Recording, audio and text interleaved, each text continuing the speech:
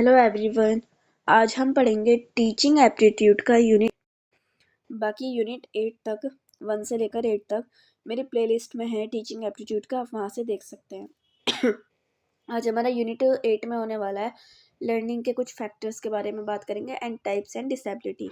ठीक है, first one is learning. Learning is a relatively permanent change in behaviour, knowledge, skills और attitude resulting from experience, study और practice. यानी learning का simple meaning में बात करें, जब हम बार बार प्रैक्टिस, एक्सपीरियंस या पढ़ाई से कुछ नया सीखते हैं ना, और हमारा बिहेवियर या फिर हमारी नॉलेज में क्या होता है, परमानेंट चेंज आता है। ठीक है, उसको क्या कहते हैं, उसे हम लर्निंग कहते हैं। अगर मैं एक एग्जांपल दूँ, जैसे कि मैथ्स का फॉर्मूला होता है, तो अगर हम उस फॉर्मूले की बार बार जब प्रैक्टिस करेंगे तो क्या होगा, वो हमें याद हो जाएगा। वो फॉर्मूला हमें बहुत ज़्यादा इजीली हमारे माइंड में रहेगा और वो हमें याद हो जाएगा। ठीक है, अब बात करते हैं फैक्टर अफेक्टिंग लर्निंग के बारे में। आखिर ये क्या चीज़ है? ठीक है, लर्निंग यानी किन चीज़ों पर डिपेंड करती है। First one is psychological factor. ठीक है, इसमें जैसे कि क्या चीज़ है, साइकोलॉजिकल फैक्टर्स किस चीज़ के लिए होती है, हमारे माइंड से रिलेटेड होती है। ठीक है, जैसे कि मोटिवेशन होता है, इंटरेस्ट होता है, अटेंशन, मेमोरी या हमारा इंटेलिजेंस। ठीक है, बात करें मोटिवेशन की। मोटिवेशन में क्या है, अगर मन से ही हमें लर्निंग मन है हमारा, ठीक है, लर्निंग करने का, तो क्या होती है फिर फास्ट होती है। क्यों? क्योंकि हमें अंदर से ही खुद क्या होता है, मोटिवेशन होता है। ठीक है, अंदर से ही हमें मोटिवेशन होता है, तो हमारी लर्निंग क्या होती है, फास्ट होती है। अब बात करते हैं इंटरेस्ट की। इंटरेस्ट में क्या, अगर जाहिर सी बात है, मैं टॉपिक की बात नहीं करती, सब्जेक्ट को लेकर चलते हैं। अगर एक सब्जेक्ट है, ठीक है, हमें उसमें इंटरेस्ट है, तो क्या होगा, वो हमारे लिए बहुत ज़्यादा ईजी हो जाएगा। उसे हम खुद पढ़ेंगे और वो हमारे लिए बहुत ईजी सब्जेक्ट बन जाएगा। ठीक है, तो हमें इंटरेस्ट होगा, ठीक है, उसे पढ़ने का। बात करते हैं अटेंशन की। जाहिर सी बात है, कुछ नहीं है इसमें ध्यान देना है। ठीक है, बात करें अगर बेटर लर्निंग के लिए तुम कैसा अटेंशन देना चाहोगे, जैसे कि मोबाइल साइड में रखकर पढ़ना। ठीक है, किस चीज़ के लिए, बेटर लर्निंग के लिए। बात करते हैं इन इन्वायरमेंटल फैक्टर्स के बारे में। ठीक है, home environment, socio economics status या फिर स्कूल क्लाइमेट वगैरह।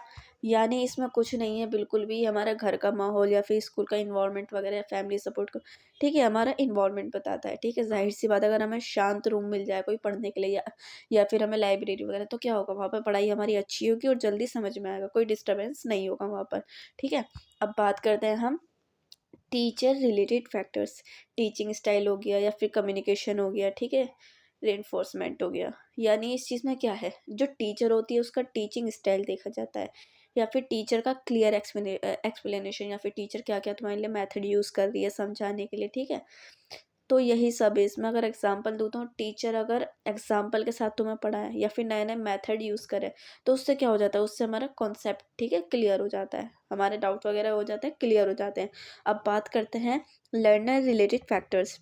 हेल्थ, इमोशनल स्टेबिलिटी, रेडनेस और प्योर नॉलेज। यानी ये स्टूडेंट से रिलेटेड है, या फिर जैसे कि हेल्थ वगैरह हो गया, हमारा मूड हो गया, इमोशंस हो गया, फिर नॉलेज वगैरह जो भी हमारा पहले का हो गया। जाहिर सी बात है, अगर एक स्टूडेंट है, अगर वो टायर्ड है बहुत ज़्यादा, तो क्या होगा, उसका फोकस नहीं होगा। ठीक है, वो चाहे कितनी भी कोशिश कर ले, वो नहीं पढ़ पाएगा। यानी अगर उसका हेल्थ ख़राब है, जैसे कि अगर वो इमोशनली सपोर्ट नहीं है, ठीक है, या स्टेबिलिटी, ये सब चीज़ जो है, क्या चीज़ है, अगर वो टायर्ड है बच्चा, तो वो जब तो नहीं सीख पाएगा, उसका क्या होगा, फोकस कम होगा। ठीक है, ये पॉइंट आपको क्लियर हो गया। बात करते हैं अब हम टाइप्स ऑफ लर्निंग। लर्निंग के टाइप्स के बारे में जानेंगे। ठीक है, आई थिंक ये लास्ट वाला रह गया, इंस्टीट्यूशनल फैक्टर्स। ठीक है, यानी क्लासरूम फैसिलिटीज़ हो गई या करिकुलम लोड, ठीक है, स्कूल स्ट्रक्चर वगैरह। तो इसमें कुछ नहीं है, इसमें भी बस वही चीज़ है। अगर क्लासरूम फैसिलिटीज़ या फिर हैवी सिलेबस लोड वगैरह जो होता है, किसके ऊपर, बच्चे के ऊपर। यानी स्मार्ट बोर्ड वाली क्लासेस या फिर लर्निंग ज़्यादा अच्छी होती है इन चीज़ों से।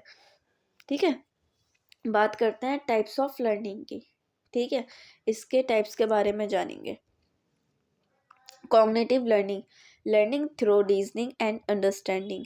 ये कॉग्निटिव लर्निंग किस चीज़ को है, यानी सोच और समझने वाली लर्निंग, हमारे माइंड को लेकर। ठीक है, learning through reasoning and understanding, यानी ब्रेन का यूज़ करके हमें जो चीज़ समझते हैं। ठीक है, अगर मैं एग्जांपल दूं, तो मैंने बताया था अभी, अगर मैथ्स का प्रॉब्लम है तो उसे क्या करना है, सॉल्व वगैरह करना है। ठीक है, अब बात करते हैं इफेक्टिव लर्निंग की।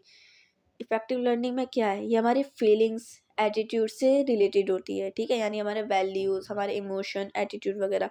एग्जाम्पल की बात, तो अगर टीचर को रिस्पेक्ट करना है, ठीक है, और या फिर ऑनेस्टली सीखना, तो यही सब हमारे किस में आएगा, एटीट्यूड, इमोशन या फिर वैल्यूज़ वगैरह में आएगा, ठीक है।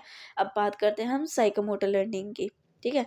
Learning physical and motor skills क्या चीज़ है, हमारी फिजिकल स्किल पर डिपेंड होती है, यानी बॉडी का मूवमेंट वगैरह जो भी रिलेटेड होता है। मैंने पहले भी बताया था साइकोमोटर के बारे में कि जैसे कि हैंड राइटिंग वगैरह या फिर राइटिंग प्रैक्टिस या फिर डांस, स्पोर्ट्स वगैरह, ये सब क्या है, हमारा साइकोमोटर पे आएगा। क्यों? क्योंकि इसमें हमारी बॉडी क्या कर रही है, बॉडी हमारी इसमें कर रही है मूव, ठीक है।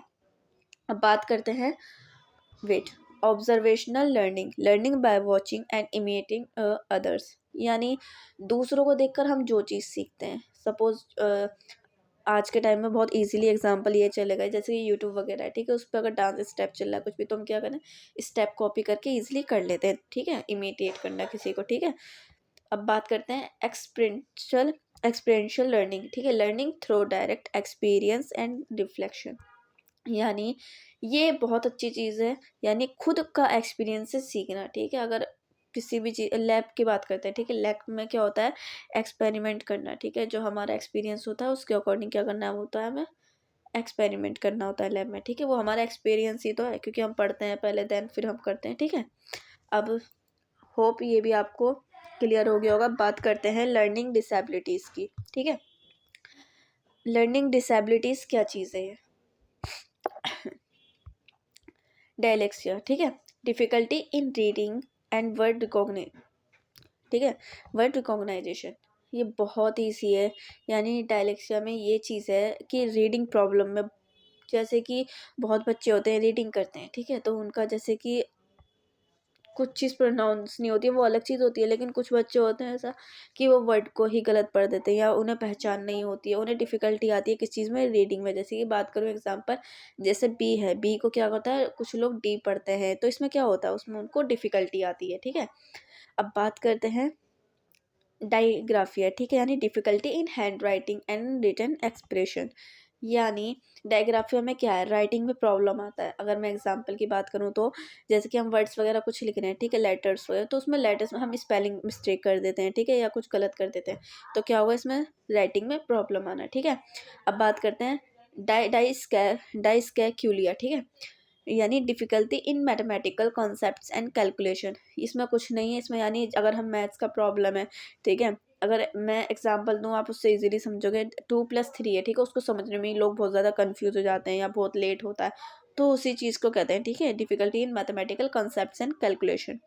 बात करते हैं ADHD, यानी difficulty in concentrating and controlling impulse, ठीक है, यानी इसमें क्या होता है, इसमें अटेंशन का प्रॉब्लम होता है, जैसे कि क्लासरूम में बहुत सारे बच्चे होते हैं, बार बार उठना या फिर फोकस ना होना, तो उसमें वही चीज़ आएगी, अटेंशन प्रॉब्लम की, ठीक है।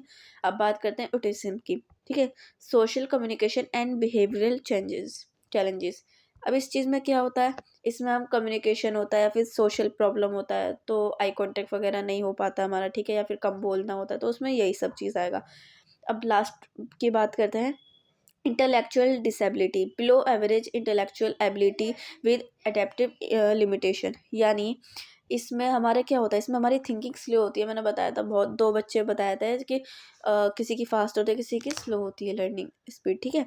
एग्जांपल की बात करें तो अगर न्यू कॉन्सेप्ट वगैरह समझने में क्या लगता है, ज़्यादा टाइम लगता है, ठीक है, या टाइम भी नहीं लगता बहुत बच्चों को, क्यों, जिनका फास्ट होता है, तो वही सब चीज़ें, ठीक है। अब बात करते हैं इसके, आई थिंक ये पूरा हो गया, ठीक है, आप यहाँ से स्क्रीनशॉट ले सकते हो।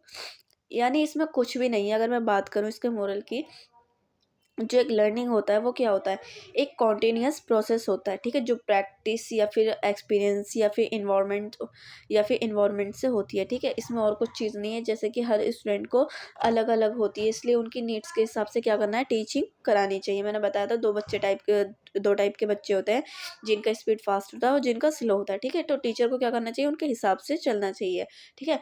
अगर प्रॉपर गाइडेंस और सपोर्ट मिले तो हर स्टूडेंट क्या कर सकता है, अच्छा परफॉर्मेंस कर सकता है, ठीक है, और ये हर बच्चे की बात है।